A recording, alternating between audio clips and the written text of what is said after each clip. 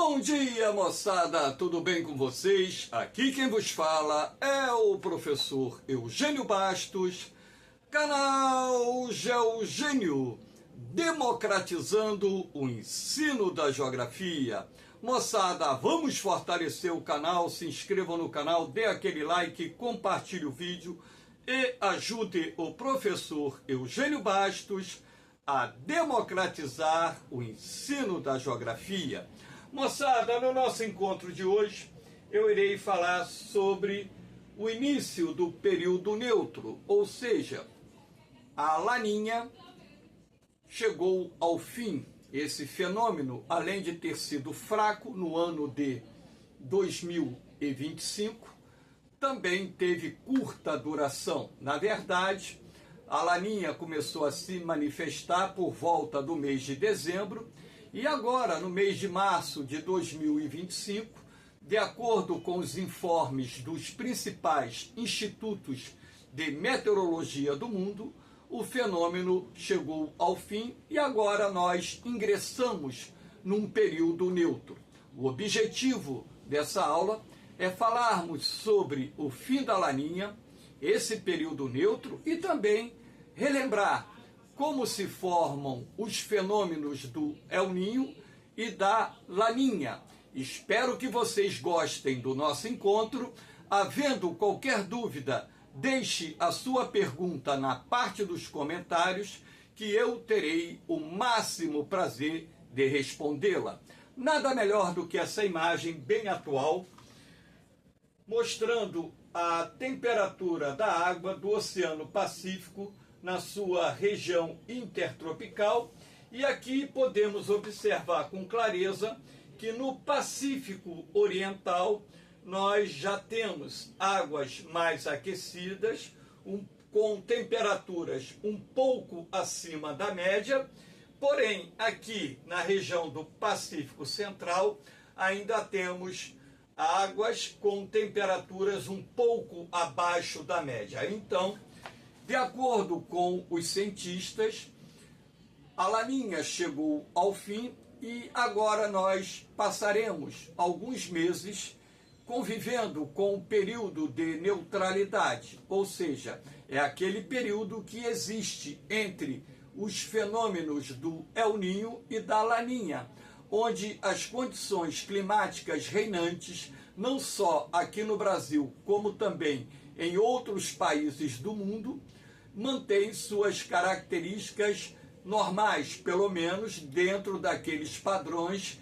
conhecidos pela ciência. Sabemos que sazonalidades climáticas podem acontecer e, de repente, termos ondas de calor atípicas, assim como períodos chuvosos atípicos, períodos mais quentes, períodos mais frios também atípicos, porque fazem parte dessas mudanças climáticas que estão em curso no nosso planeta.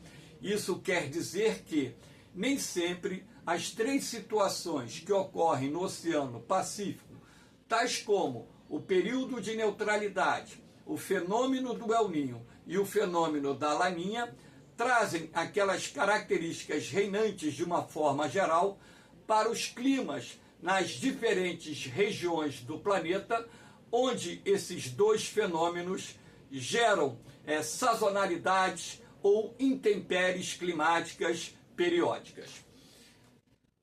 Vamos analisar aqui agora esse período de neutralidade, mas antes de falarmos sobre o período de neutralidade, vamos falar do ENSO, que é o nome que se dá o El Niño Oscilação Sul.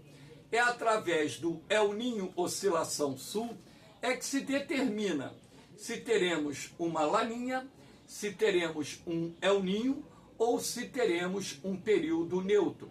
Então, aqui à esquerda nós temos um gráfico mostrando a oscilação da temperatura do Oceano Pacífico tropical, principalmente nas imediações da linha do Equador.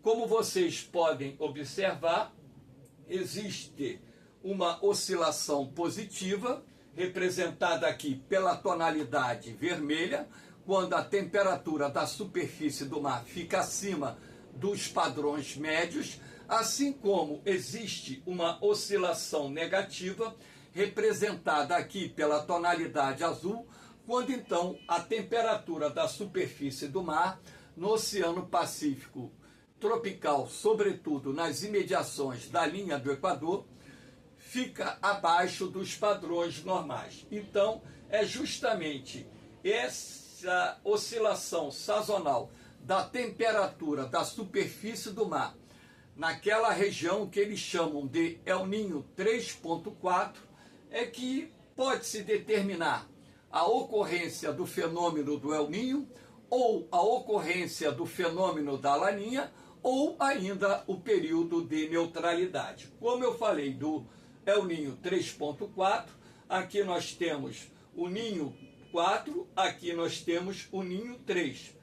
O Ninho 1 mais 2 fica aqui no litoral noroeste da América do Sul. Então, quando nós temos alterações positivas ou negativas na temperatura nessa região do Oceano Pacífico, no entorno da linha do Equador, chamada de El Niño 3.4, nós podemos determinar a ocorrência do fenômeno El Niño, quando a temperatura da superfície do mar está acima dos padrões normais, e quanto mais alta ela estiver, maior será a intensidade do El Niño, assim como também através da temperatura da superfície do mar nessa região, se ela estiver abaixo dos padrões normais, nós teremos a possibilidade de configuração de uma laninha, e dependendo, claro, do quanto essa temperatura está abaixo dos padrões normais, teremos uma laninha configurada, e quanto mais baixa for a temperatura da superfície do mar, maior será a intensidade do fenômeno da laninha. O período neutro ele ocorre quando a temperatura no El Niño 3.4 fica dentro dos padrões normais, podendo, claro, ficar um pouco acima ou um pouco abaixo, até mesmo porque tanto o El Niño como a laninha não dependem exclusivamente da temperatura da superfície do mar. Também depende da circulação atmosférica, ou seja, dos ventos e da sua intensidade. Então, ambos caminham lado a lado.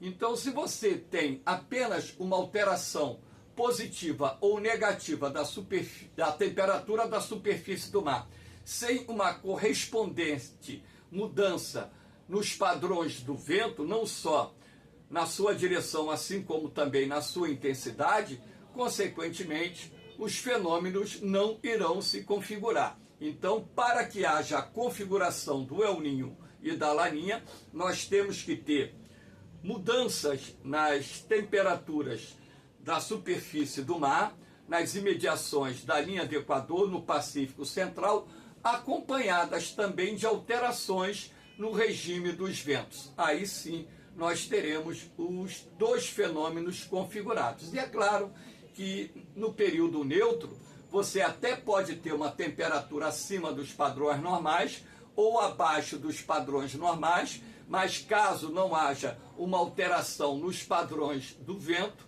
você não terá configurado a formação de um El Niño ou a formação de uma laninha, dependendo, é claro, da temperatura da superfície do Oceano Pacífico nas imediações da linha do Equador, nessa região denominada Nino 3.4.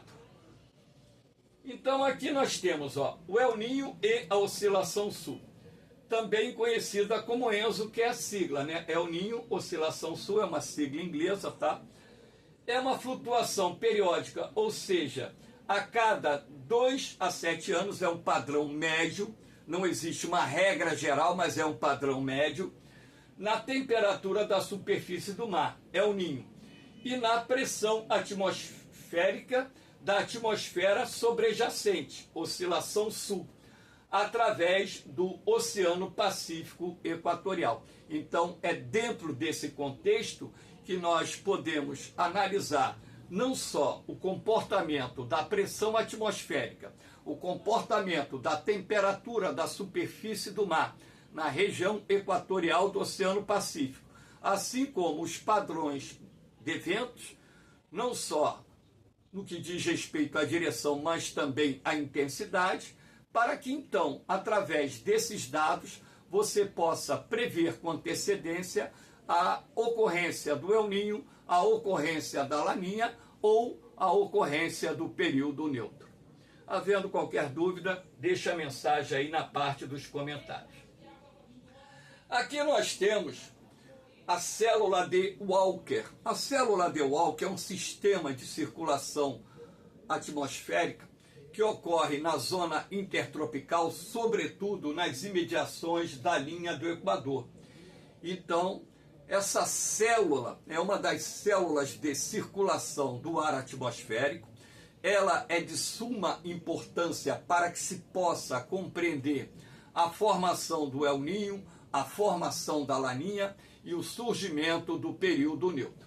Então, quando ocorre o período neutro, o que nós temos? Repare, sobre a América do Sul, há uma queda da pressão atmosférica, então os padrões de chuva, por exemplo, na Amazônia, se normalizam, visto que quando a pressão atmosférica cai, você tem o movimento ascendente do ar quente e úmido nessa região equatorial da América do Sul e também do Atlântico, e a ascensão do ar quente e úmido cria as condições favoráveis para a formação de nuvens de chuva, mantendo os padrões pluviométricos normais na Amazônia sul-americana. O que acontece com a pressão no Pacífico Oriental? Você tem o aumento da pressão atmosférica, então você repare aqui a circulação do vento de superfície, ele passa a soprar de oeste para leste, ou seja, da porção central mais ou menos, né? Perto da porção central do Pacífico em direção ao continente americano, assim como você tem vento soprando em direção ao continente asiático. Repare que a pressão atmosférica ela caiu mais nesse período neutro aqui sobre a região da Ásia, né, o Sudeste Asiático, ali nas imediações da Indonésia, e como a pressão atmosférica caiu mais, no período neutro você tem uma intensificação de chuvas aqui nessa região oriental do continente asiático, sobretudo na sua porção sudeste, onde pega ali principalmente a Indonésia, a Malaísia e por aí vai. E aqui no Oceano Pacífico você tem um aumento no Oceano Índico, no Oceano Índico você tem um aumento da pressão atmosférica, não tão significativo, mas você percebe que a circulação do vento aqui de superfície também está de oeste para leste, até mesmo porque há uma tendência natural dos ventos soprarem dos centros de alta pressão, que nós chamamos de anticiclone, para os centros de baixa pressão, que nós chamamos de ciclone. Aqui nós temos um outro esquema para mostrar a vocês, né?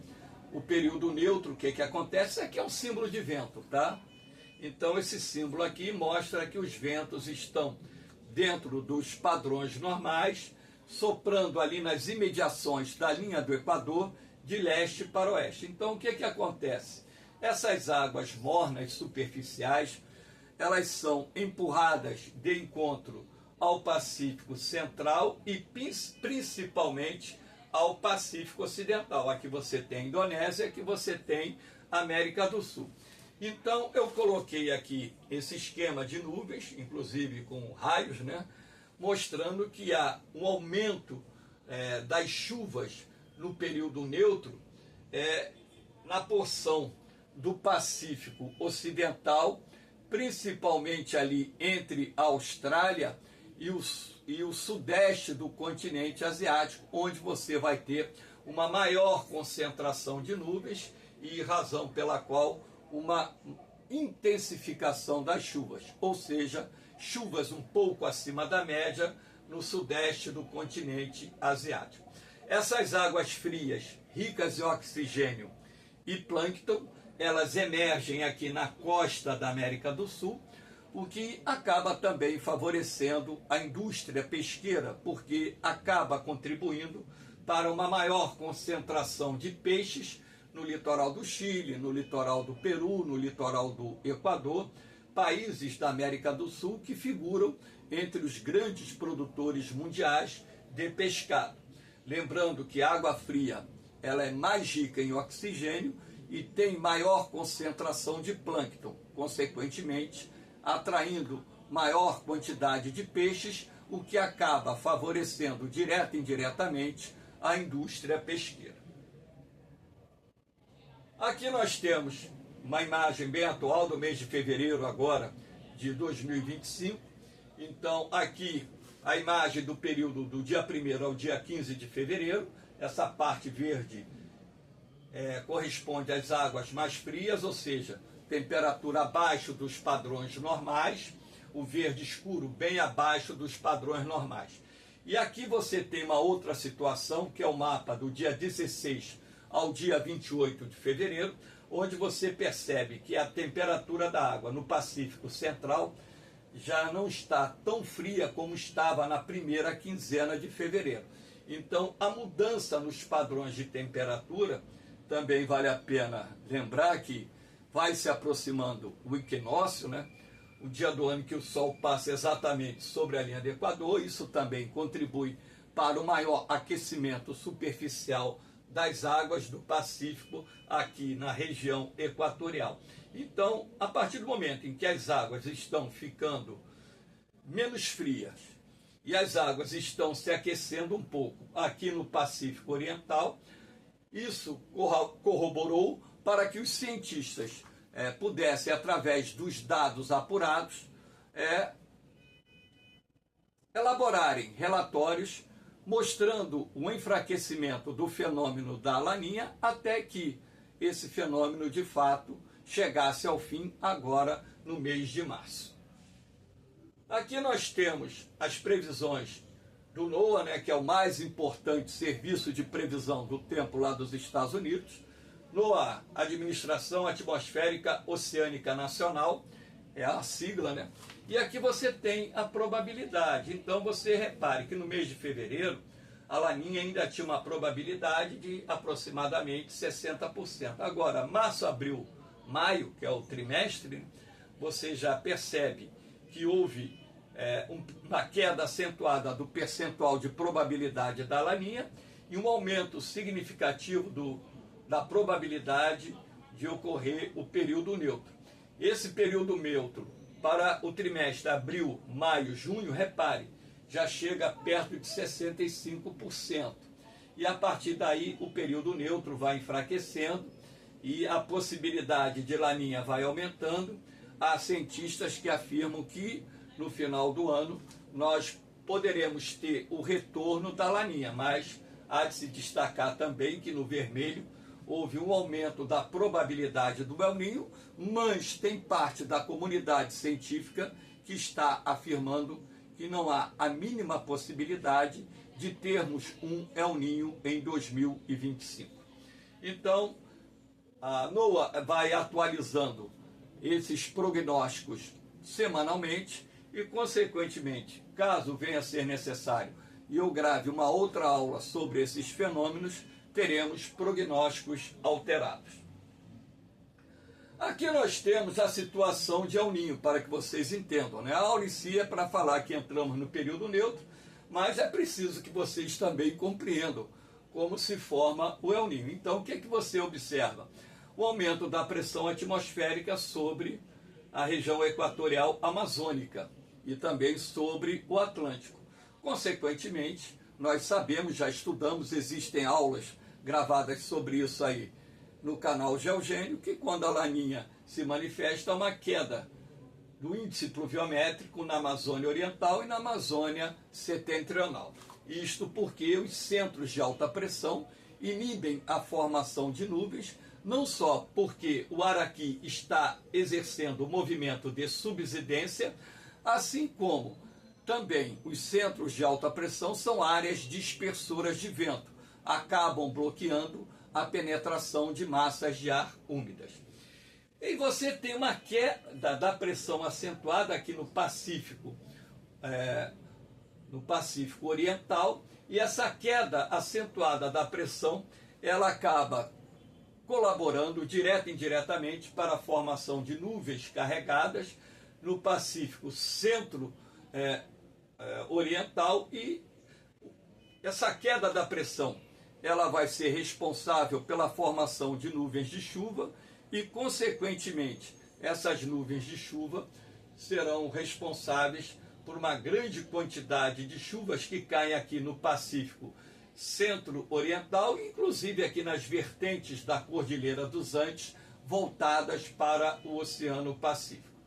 Em compensação, quando o El Niño se manifesta, você tem um aumento da pressão atmosférica aqui no Sudeste Asiático, você percebe aqui o movimento de subsidência do ar, razão pela qual, quando o El Niño se manifesta, você tem um enfraquecimento das monções de verão que atingem o sul-sudeste da Ásia, reduzindo o quantitativo de chuvas nessa região. E aqui nós temos um outro esquema para mostrar a vocês, né? Repare que as águas quentes estão cobrindo a superfície do mar, da Indonésia até a América do Sul. A água fria, por ser mais densa, mais pesada, ela vai para o fundo. E vocês reparem onde está posicionado, né, o sistema de chuvas, né? Repare que as chuvas agora estão aqui no Pacífico Oriental e, sobretudo, também causando chuvas torrenciais nas vertentes da Cordilheira dos Andes, voltadas para o Oceano Pacífico. Aqui você pode perceber que os ventos de leste para oeste, eles estão mais fracos, o que permitiu que os sistemas de nuvens avançassem em direção à América do Sul e, consequentemente, também esses ventos mais fortes de oeste para leste contribuem para que essas águas superficiais do Oceano Pacífico, essas águas aquecidas, fossem deslocadas em direção à América do Sul, a região equatorial da América do Sul. Então, o El Niño é causado pelo aquecimento anormal das águas superficiais do Pacífico Equatorial na sua porção central, assim como na sua porção oriental. Então, repare, o desenho muito bem feito, né? Muito bem detalhado, para que vocês não tivessem nenhum tipo de dúvida. Agora, quando o El Niño se manifesta, o que acontece com a indústria pesqueira do Chile, Peru e Equador? Acabam tendo prejuízos, porque as águas mornas têm menor concentração de plâncton, menor concentração de oxigênio, razão pela qual os peixes se afastam da região, prejudicando a atividade pesqueira nesses países.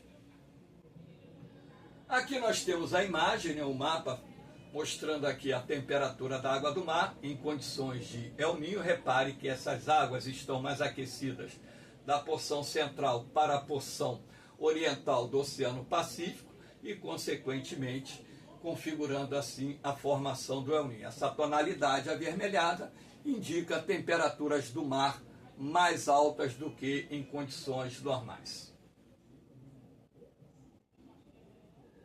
E aqui nós temos, né, a célula de Walker em situação de laninha. Como funciona a célula de Walker em situação de laninha? Repare que sobre a Amazônia você teve uma queda acentuada da pressão atmosférica, razão pela qual, quando se manifesta a laninha, você tem um aumento das chuvas, não só na Amazônia Oriental, Amazônia Setentrional, mas também na região nordeste do Brasil. Repare que a pressão aumenta aqui no Pacífico Central, razão pela qual você tem um deslocamento de ventos de superfície em direção à América do Sul, em direção também ao continente asiático. Então, esses ventos de superfície, ao se deslocarem para a Ásia, eles vão ajudar a empurrar as águas aquecidas em direção ao sul-sudeste asiático e em direção também ao norte e nordeste da Oceania. Essa tonalidade azul representando aqui as águas frias, a tonalidade caramelo representando aqui as águas quentes. Repare que houve uma queda acentuada da pressão atmosférica no sudeste asiático. Isso quer dizer que, quando a laninha se manifesta em função da modificação da circulação atmosférica promovida pela célula de Walker, há uma intensificação das chuvas no sul-sudeste asiático, potencializando o mecanismo das monções, criando maior incidência de tufões, que é o nome que se dá aos furacões lá no Oceano Pacífico, enfim. E aqui nós temos o desenho que eu fiz para mostrar como fica a temperatura da superfície do mar do Oceano Pacífico em condição de laninha. Repare que os ventos, de leste, que são ventos que normalmente sopram nas imediações da linha do Equador, do Atlântico em direção ao Oceano Pacífico, esses ventos de leste ganharam intensidade, razão pela qual você tem o deslocamento dessas águas mais aquecidas em direção não só ao sudeste da Ásia, mas também ao norte e noroeste da Oceania. Então, na medida em que isso acontece, o primeiro resultado que nós observamos é a ressurgência e o reaparecimento das águas frias na superfície do Oceano Pacífico. E esse resfriamento vai ocorrer desde o litoral ocidental da América do Sul até a região central do Oceano Pacífico. E essas águas aquecidas, empurradas de encontro ao sul-sudeste da Ásia e norte-nordeste da Oceania, criam as condições ideais para que hajam chuvas mais fortes na região. Então, toda vez que a laninha se manifesta, você tem a potencialização do mecanismo das monções, as monções de verão ficam mais fortes e, consequentemente, isso também acaba trazendo transtornos, porque causa inundações em determinados países que são atingidos pelo mecanismo das monções no sul-sudeste da Ásia. E essas inundações causam prejuízos para a agricultura, causam prejuízos materiais nas cidades, podem e derrubam pontes, enfim. Então, esse esquema aqui mostrando a situação de laninha. E aqui nós temos um mapa mostrando como fica o Oceano Pacífico em situação de laninha. Repare aqui, as águas frias representadas pela tonalidade azul, ocupando o litoral ocidental da América do Sul e a região central do Oceano Pacífico. E repare que as águas quentes sendo empurradas de encontro ao sul-sudeste da Ásia e também norte e nordeste da Oceania. Moçada, espero que vocês tenham gostado do nosso encontro. Dê aquela forcinha ao canal Geogênio. Se inscreva no canal, dê aquele like, compartilhe o vídeo, deixe o seu comentário, que é muito importante, porque quando você participa, quando você comenta, quando você dá um like, o algoritmo do YouTube entende que deve compartilhar esse vídeo para um número maior de pessoas, ou seja, dar acesso a um número maior de pessoas. E é dessa forma que eu vou conseguindo alcançar um público maior, não objetivando o dinheiro, que fique bem claro, meu canal está monetizado, mas em nada eu fiz para poder ganhar dinheiro do YouTube, não preenchi nada que o YouTube me mandou para que pudesse me pagar alguma quantia, porque eu não criei canal para ganhar dinheiro, eu criei canal para democratizar o ensino da geografia. Você pode achar que eu sou bobo, pode achar que eu estou mentindo, isso é o direito que você tem, mas o seu pensamento, se for esse, não vai de encontro com a minha consciência e o meu objetivo. Meu objetivo é democratizar o ensino da geografia. Tenho 44 anos de magistério, trabalhando com turmas preparatórias de vestibular, de concursos militares, ou seja, sou aposentado, continuo ativo em sala de aula, porque o mercado ainda me quer. Se o mercado me quer com 66 anos de idade, é porque existe uma razão para isso. Então, o que eu estou fazendo aqui no YouTube é gravar aulas para ajudar a você se preparar para o concurso. E a única coisa que eu peço é que ajude a compartilhar, que você não venha a ser egoísta de receber uma aula e, eu não vou compartilhar não, porque eu vou estar dando material para o meu concorrente. Rapaz, quando você tem capacidade, quando você está bem preparado, não existe concorrência. Qualquer concorrência é vencida pelo seu esforço, pela sua dedicação aos estudos. assim como eu faço o meu papel, procurando levar o conhecimento, oferecer o melhor para quem quer o melhor e dar as condições para que você passe no concurso. A única coisa que eu peço é que dê aquele like, compartilhe o vídeo, comente, tire sua dúvida, enfim. No mais, moçada, um beijão no coração de vocês, um forte abraço, fiquem com Deus, eu vou, mas eu volto, hein? Fui!